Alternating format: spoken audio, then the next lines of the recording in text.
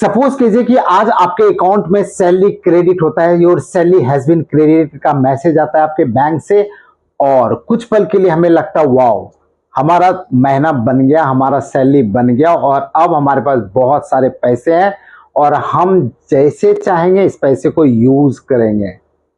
तो आज जो है, आज का वीडियो बड़ा इंपॉर्टेंट है। हर एक सैलरी आने के बाद आपको क्या करना चाहिए और क्या नहीं करना चाहिए, इस टॉपिक को मैंने चूज किया है, जिसमें से मैक्सिमम लोग इस ट्रैप में, इस जो सैलरी वाला जो कंफ्यूजन है उसमें फंस जाते हैं। तो आज के वीडियो में हम सिर्फ यही बात करने वाले हैं कि सैलरी आने के बाद क्या नहीं करना चाहिए और क्या करना चाहिए। जो मोस्ट इंपॉर्टेंट वो करेंगे, क्योंकि सैलरी जो है आपका एक फाइनेंशियल टूल है वेल्थ बनाने का।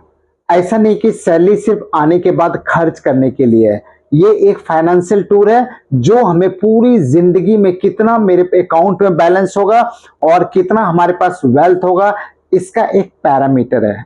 तो चलिए आज इस सैलरी पॉइंट पे बात करेंगे कि सैलरी आने के बाद करना क्या चाहिए। सबसे पहला जो सैलरी आने के बाद गलती करते हैं हम, वो ये होता है कि जैसे सैलरी, सपोज कीजिए कि आपकी सैलरी है 50,000 रुपया, तो इस 50,000 रुपया को हम अपना दौलत समझ बैठते हैं। ये 50,000 रुपया मेरा है और जैसे मन चाहे हम इसको खर्च कर सकते हैं। ये सबसे बड़ी गलती है।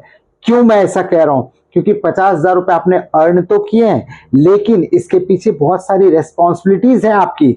जैसे आपको रेंट देना है, बिजली बिल देना है, स्कूल फीस देना है, ट्यूशन फी देना है, ग्रोसरीज खरीदने हैं, ईएमआईज हैं, क्रेडिट कार्ड के बिल्स है, पेरेंट की रेस्पॉन्सिबिलिटीज है, बच्चों की रेस्पॉन्सिबिलिटीज है, अनलिमिटेड रेस्पॉन्सिबिलिटीज आपके ऊपर है।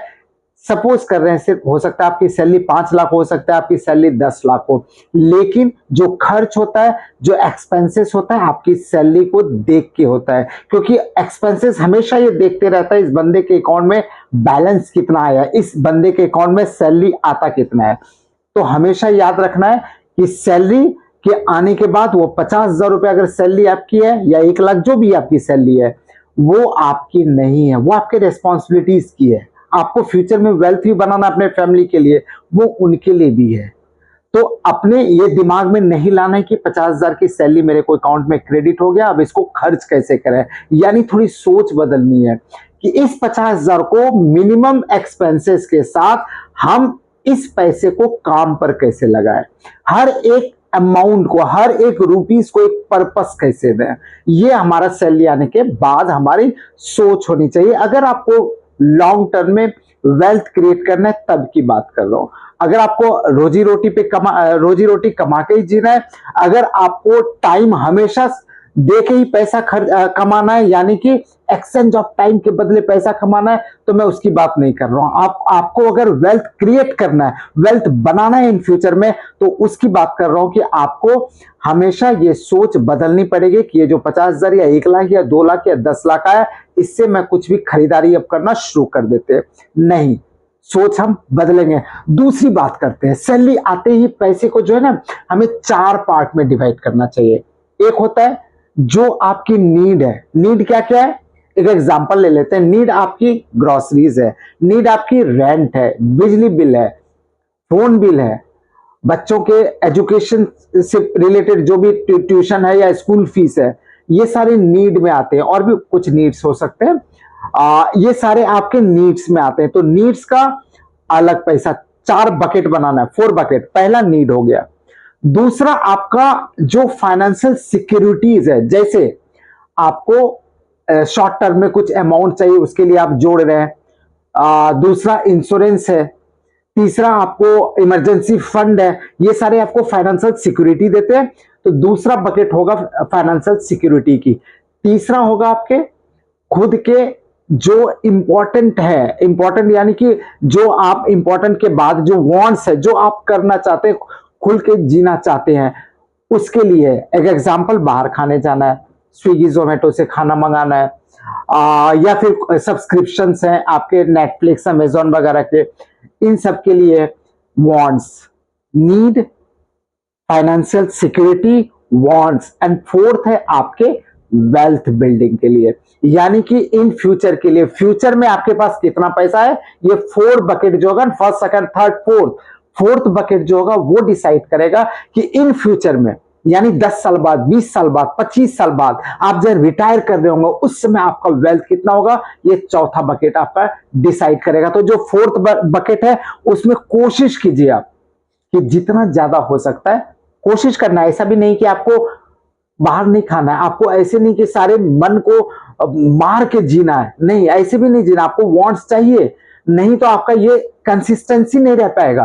अगर आप मूवी देखने नहीं जाएंगे, अगर आप बाहर खाने नहीं जाएंगे, बच्चों को लेकर नहीं जाएंगे, मूवी नहीं दिखाएंगे, या फिर एबीसीडी इस तरह के जितने भी खर्चे जाए, शॉपिंग नहीं करेंगे, तो आप लॉन्ग टर्म में 10 साल, 15 साल, 20 साल कंसिस्टेंसी इस पे नहीं रख पाएंगे। इसलिए वांट्स भी जरूरी है, नीड भी जरूरी है, फाइनेंशियल सिक्योरिटी भी जरूरी है, वांट्स भी जरूरी है, और लास्ट मोस्ट इंपॉर्टेंट जो वेल्थ है, लॉन्ग टर्म का वेल्थ है, वो भी जरूरी है। तो सैलरी आते ही आपको क्या करना चाहिए कि 4 बकेट बनाना चाहिए और चारों बकेट में अलग अलग पैसे को कैलकुलेट करना है।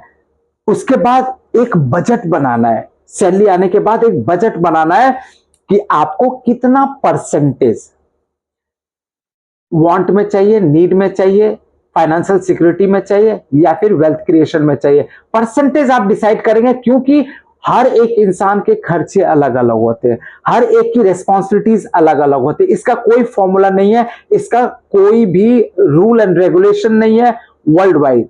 ये आपको डिसाइड करना कि 50,000 की सैलरी आपकी है, कितने आपको कहां खर्च करने हैं, ये बजट। मोस्ट इंपॉर्टेंट क्या है कि बजट का मतलब लोग समझ लेते हैं कि लिख के उसका लिस्ट बनाने, नहीं। जैसे मैंने आपको पहले बताया, बजट का मतलब होता है आप अपने पैसे को पर्पस देना, काम देना। ये बजट का मतलब ये होता है, लिस्ट बनाना नहीं होता है। तो बजट आपको बनाना है, थोड़ा सा टाइम लेंगे, 1 तारीख 2 तारीख जब भी आपको फर्स्ट वीक का टाइम मिलता है, जब सैलरी क्रेडिट होने के बाद बजट बनाइए, उसके बाद उसके अनुसार काम करिए। सैलरी आने के बाद क्या करना चाहिए, नेक्स्ट इमरजेंसी फंड बनाना चाहिए। बकेट में मैंने आपको फाइनेंशियल सिक्योरिटी में बताया था कि इमरजेंसी फंड बनाना है, तो आपको इमरजेंसी फंड बनाना है। इमरजेंसी फंड कितना होना चाहिए, वैसे तो मेरे वीडियो और भी हैं चैनल पे, आप देख लेना, लेकिन इमरजेंसी फंड आपका मिनिमम 6 महीने का होना चाहिए। जो आपके नीड्स हैं, नीड्स मल्टीपल 6, यानी कि एग्जांपल ले लेता हूं कि 30,000 रुपए आपका नीड्स है, हर महीने 30,000 रुपए के बिना आप नहीं कर सकते कुछ।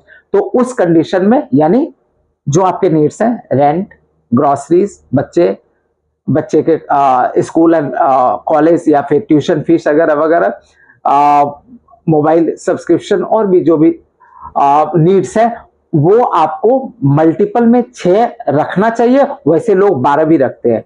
एग्जाम्पल, 30,000 रुपए आपको हर महीने चाहिए ही चाहिए। इसका मतलब 1,80,000 मिनिमम आपके अकाउंट में, उस अकाउंट में होना चाहिए जिसका 24/7 आपके पास एक्सेस हो। कभी भी आप उस पैसे से निकाल सके, यूपीआई से निकाल सके, कार्ड से, डेबिट कार्ड से निकाल सके, जैसे भी हो, आप उस पैसे के पास, आपके पास 24 घंटे एक्सेस हो। ध्यान रखिए, इमरजेंसी फंड इन्वेस्टमेंट नहीं है। ये भी ध्यान रखिए कि इमरजेंसी फंड आपको रिटर्न नहीं देना है, लेना है उससे। इमरजेंसी फंड सिर्फ इसलिए क्योंकि आपको टेंशन हो ना, तो वो एब्जॉर्ब कर ले। फाइनेंशियल टेंशन आपको हो, वो आपका एब्जॉर्ब कर ले टेंशन, इसलिए इमरजेंसी फंड होता है। इसलिए कहते हैं कि इमरजेंसी फंड हमेशा रहना चाहिए आपके पास, मिनिमम 6 महीने का। इमरजेंसी फंड बन गया, अब क्या करेंगे, सैलरी आने के बाद खुद को पे करेंगे। खुद को पे करने का मतलब क्या है, एक अलग सिस्टम है ये। खुद को पे करने का मतलब है कि 50,000 की सैलरी आई आपकी, और जो अमाउंट है, एक्चुअली होता क्या है, नॉर्मली लोग क्या करते हैं कि 50,000 की सैलरी है, 40,000 50,000 वो खर्च कर देते हैं। जो लास्ट में बचता है 5,000 8,000 7,000 वो उनको इन्वेस्ट करते हैं। आपको ऐसा नहीं करना है। आपको अगर लॉन्ग टर्म में वेल्थ बनाना है, फोर्थ बकेट आपको हमेशा यूज रखना है। फोर्थ बकेट में आपको अगर यूज करना है, तो सबसे पहले अपने आप को पे कीजिए। अपने आप को मतलब आप अपने फ्यूचर के लिए पे कीजिए, आप लॉन्ग टर्म के इन्वेस्टमेंट के लिए पे कीजिए। 10 साल के बाद, 15 साल के बाद के लिए आप अपना फ्यूचर कैसा होगा, आपके अकाउंट में 1 करोड़ होगा या 10 करोड़ होगा, वो डिसाइड करेगा फोर्थ बकेट, यानी खुद को पे करने वाला जो फॉर्मूला है उसको। आपके पास 50,000 आया, आपने 15,000 रुपए अपने आप को पे किया, 35,000 में आपको सारे काम करने हैं। ट्राई कीजिए, कैलकुलेशन अलग अलग है, हर एक इंसान के साथ ये वेरी करता है, हर एक इंसान का अलग अलग कैलकुलेशन होगा। आप क्या क्या कैलकुलेशन वो आप कीजिए, लेकिन मैं सिर्फ ये बता रहा हूं आपको कि अगर आप ऐसा करेंगे तो लॉन्ग टर्म में अच्छे वेल्थ बनेंगे। सैलरी आने के बाद क्या करना चाहिए, इस वीडियो की बात कर रहा हूं। मोस्ट इंपॉर्टेंट जो भी वीडियो मेरे चैनल्स पे होते हैं सबके सब एजुकेशनल पर्पस के लिए होते हैं, तो इसको किसी भी चीज के लिए रिकमेंडेशन, आगे पीछे किसी भी वीडियो पे रिकमेंडेशन किसी भी चीज का नहीं है, ये क्लियर कट मैं बता देता हूं आपको। नेक्स्ट, सैलरी आने के बाद और क्या कर सकते हैं। सैलरी आने के बाद आप एसआईपी कर सकते हैं, खुद को पेमेंट करने बताया मैंने भी आपको। एसआईपी शुरू कर सकते हैं। एसआईपी शुरू कब करना चाहिए, मोस्ट इंपॉर्टेंट, आधे लोग इसमें कंफ्यूज हो जाते हैं कि सैलरी आए एसआईपी शुरू नहीं। सबसे पहले emergency fund, insurance, health insurance, term insurance possible है तो ये सारे इंश्योरेंस आपके पास होना चाहिए। उसके बाद आप एसआईपी शुरू करेंगे, क्योंकि एसआईपी फर्स्ट डे से शुरू करने में आप कंफ्यूजन में फंस सकते हैं। रीजन, अगर आपने एसआईपी जा रहा है आपका 12% का रेट ऑफ इंटरेस्ट आएगा साल में, लेकिन आप रेट ऑफ क्रेडिट कार्ड का बिल जो दे रहे हैं वो 30% का रेट ऑफ इंटरेस्ट दे रहे हैं, तो ये समझदारी बिल्कुल भी नहीं है। Credit card zero payment, health insurance होना चाहिए, इमरजेंसी फंड होना चाहिए, एसआईपी शुरू कर दिए। तो ये मोस्ट इंपॉर्टेंट पॉइंट था कि एसआईपी शुरू कब करना चाहिए। तो एसआईपी तब शुरू करना चाहिए जब आप मैनेज कर सकते हैं। सैलरी मैनेजमेंट का रूल है ये, सब कुछ मैनेज करने के बाद आप एसआईपी शुरू कर सकते हैं। अब नेक्स्ट पॉइंट क्या है कि हम जो है ना इतने लोन ले चुके होते हैं ना, ईएमआई जो होता है ना उसको सैलरी का दुश्मन बना देते हैं।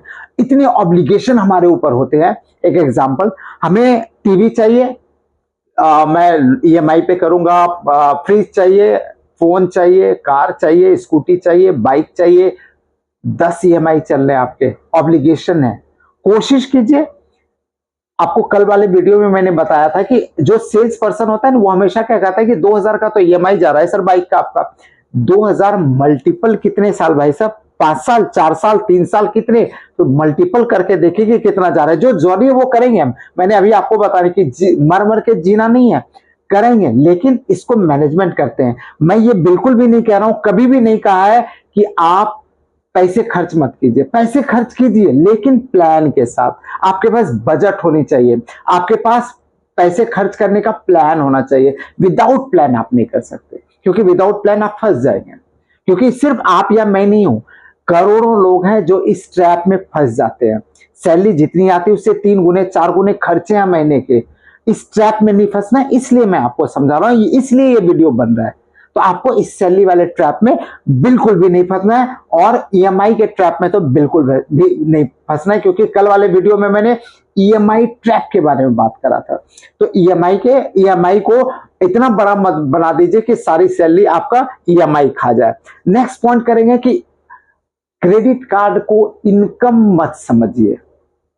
जैसे एक एग्जांपल, 50,000 की आपकी सैलरी, एग्जांपल के फर्स्ट डे से 50,000, फर्स्ट पॉइंट से 50,000 सैलरी का ले रहा हूं मैं, तो 50,000 आपकी सैलरी आई, 1.5 लाख का आपका क्रेडिट लिमिट है कार्ड का, क्रेडिट कार्ड का। हमारे दिमाग में नॉर्मली क्या होता है कि मैं 2 लाख रुपया खर्च कर सकता हूं, 50,000 सैलरी, 1.5 लाख रुपया हमारा लिमिट, ऐसा है।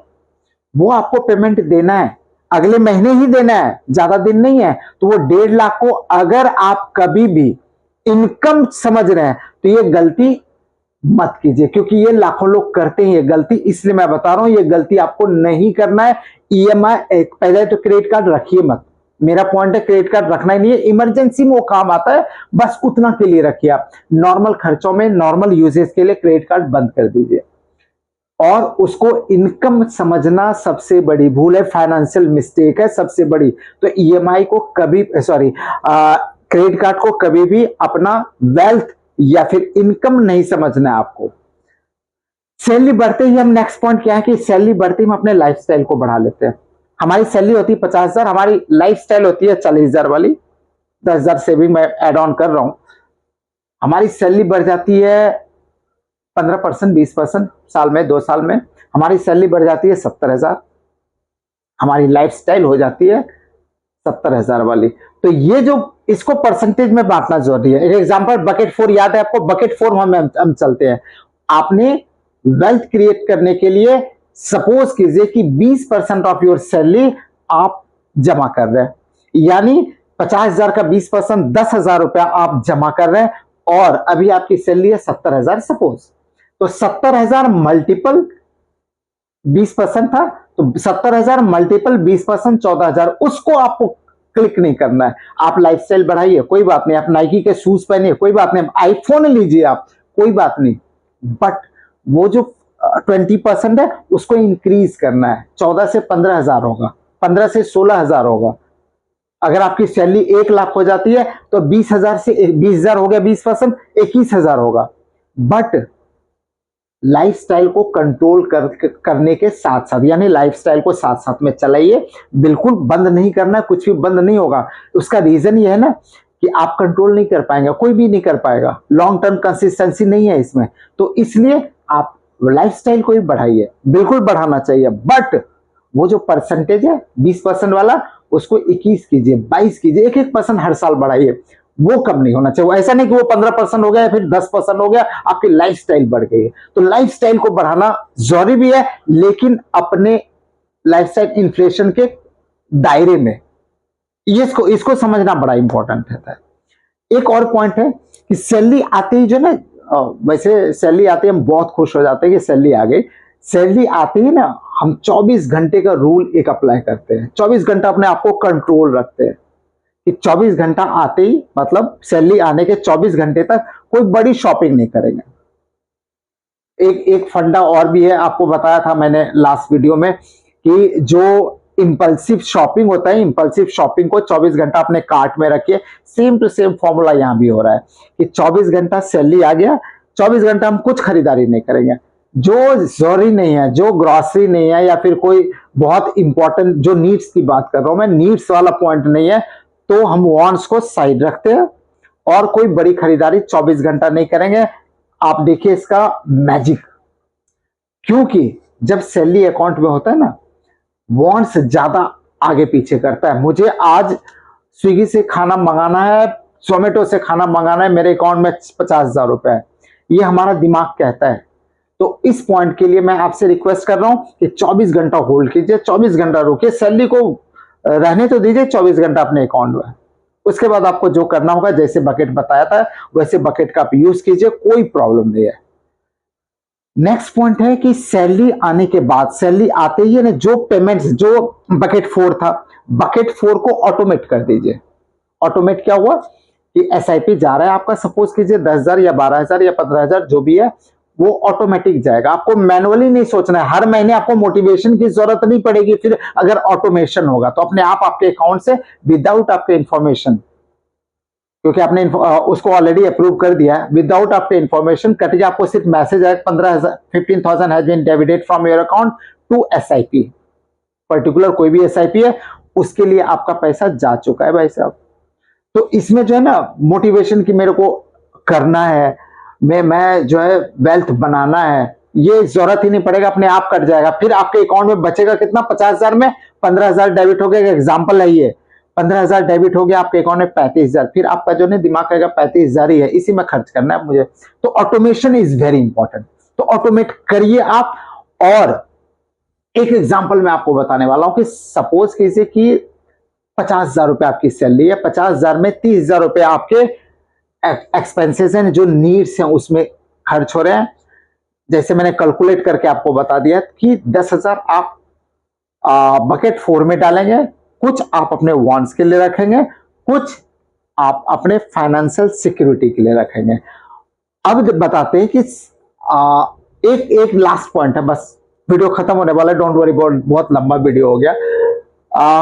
एक फॉर्मूला है कि सैलरी आने के बाद जो है ना, जब सैलरी आए आप 10 मिनट उसको टाइम दीजिए, उसको पॉइंटर्स को लिखिए कि कहाँ कहाँ बहुत जरूरी है, कहाँ कहाँ जरूरी नहीं है, कहाँ कहाँ मैं इजीली रह सकता हूँ इसके बिना, कहाँ कहाँ मेरे को सब्सक्रिप्शन, जो टीवी के सब्सक्रिप्शन बहुत सारे हमने लेके रखे हैं, कहाँ किसको कैंसिल कर सकते हैं। ये लिस्ट अगर हर महीने आप बनाने लगेंगे ना, तो ट्रस्ट में ये आपको बहुत हेल्प करने वाला है। क्योंकि लिस्ट जब होता है ना हमारे सामने, तो हमारा प्लान होता है, प्लान के अनुसार, मैंने अभी थोड़ी देर पहले बोला था, पैसा खर्च करना बुरा नहीं है, पैसे को प्लान के अनुसार खर्च करना सबसे अच्छी आदत है। जो सिस्टम होता है ना, इससे सिस्टम बनता है, मनी का सिस्टम बनता है, और फिर आपको मिलता है फाइनेंशियल फ्रीडम।